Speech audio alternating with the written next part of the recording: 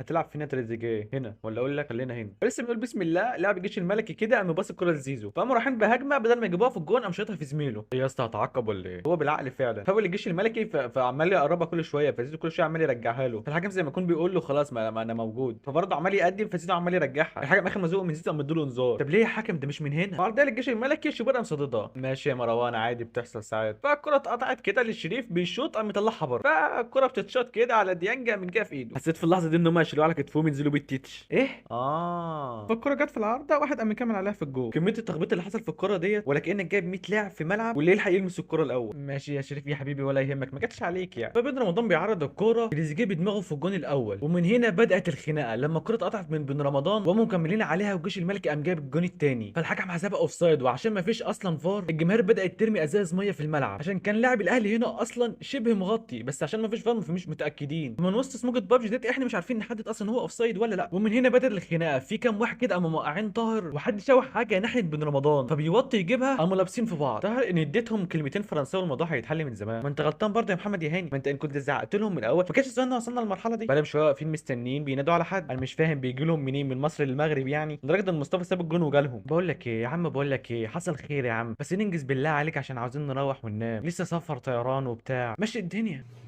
يا عزيزي حبيت افكرك انك نسيت تعمل لي فولو. كان في ارض زراعيه ورا محمد هاني بس ياسر ابراهيم لحقه ولحقها، بس وهو بيطلع الكوره قام شادها في دماغ محمد هاني فقام طالعه بره، فالكوره جت في ايد محمد هاني، حاجه ما رجعتش عشان ما فيش فار. يا جدعان في حد رقبته لفت باين، يا جدعان بجد وانتوا داخلين على الكوره بتنطوا مش شايفين مين اللي قدامك او انت داخل على ايه؟ ما تعمل حاجه يا اسطى، امال فين كولر؟ فياسر ابراهيم قام شايل واحد كده وراح انفراد، فالجماهير بدات ترمي في ازاز تاني، اذا كان في حد بتاع بلاستيك يا جدعان وجمع الازاز ديت هيكسب دهب، بس لما اللقطه اتعادت هو الصراحه ياسر ابراهيم دخل على رجله مش على الكوره، فجاه لقينا مع الازاز اللي بتترمى كوره بتترمى في الملعب طلعت بره، فكره تانيه قامت نازله الملعب، فكره تالته قامت نازله الملعب، ده لو كانك بتلعب في الشارع وحد بيرمي عليكم ميه، فالواحد اخر ما زهق الحكم قام مصفر.